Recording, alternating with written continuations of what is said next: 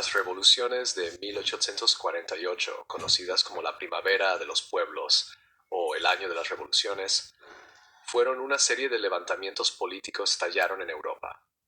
Este movimiento revolucionario, que abarcó desde Francia hasta el Imperio Austríaco, marcó un momento significativo en la historia del continente. Estas revueltas compartían causas comunes, como el deseo de reforma política, la autodeterminación nacional y la justicia socioeconómica. Sin embargo, a pesar de sus aspiraciones compartidas, los resultados variaron y muchas de estas iniciativas fracasaron en alcanzar sus metas.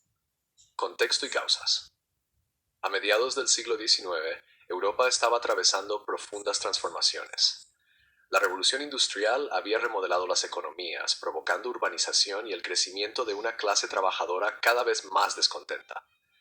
Al mismo tiempo, el legado de la Revolución Francesa, 1789-1799, inspiraba demandas de gobiernos democráticos y derechos humanos.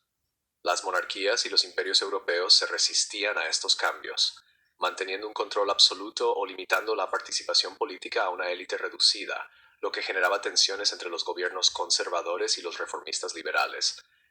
Los factores económicos también desempeñaron un papel crucial. Una serie de malas cosechas y la consecuente escasez de alimentos intensificaron la pobreza, especialmente entre los campesinos rurales y los trabajadores urbanos. En muchas regiones, el desempleo aumentaba debido a la industrialización que desplazaba a artesanos y pequeños productores.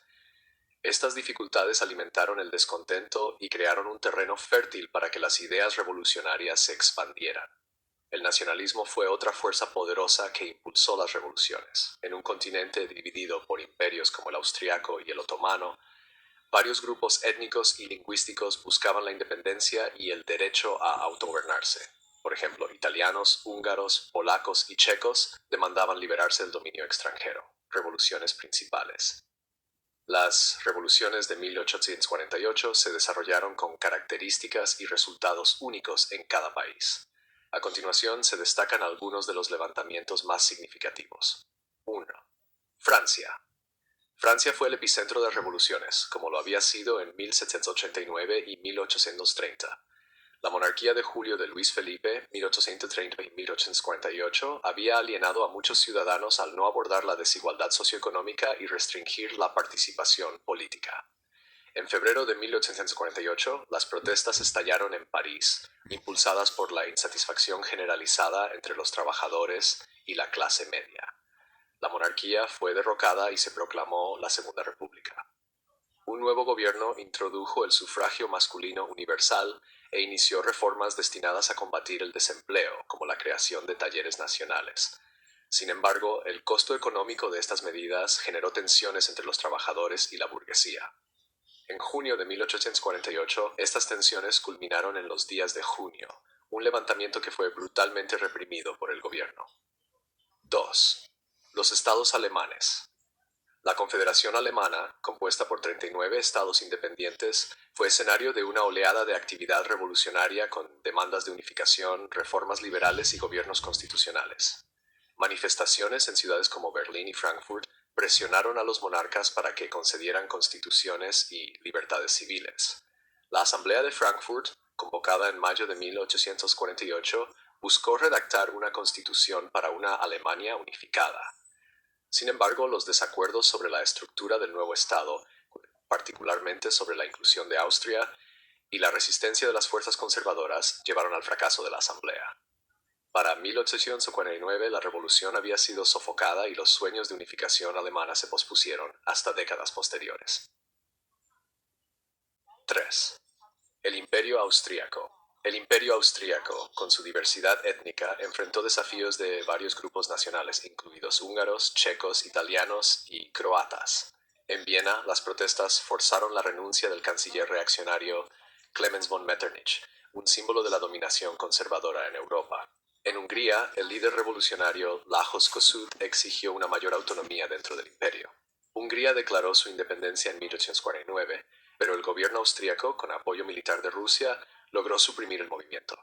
Levantamientos similares en Praga y Milán también fueron sofocados, demostrando la determinación del imperio por mantener su integridad territorial. Italia. La península italiana, dividida en varios estados bajo dominio extranjero o papal, vio revueltas impulsadas por el deseo de unificación e independencia del control austríaco. En el Reino de Lombardía-Venecia, Milán se levantó contra el dominio austríaco durante las 5 jornadas de Milán en marzo de 1848. De manera similar, el Reino de Cerdeña-Piamonte declaró la guerra a Austria para apoyar las revueltas.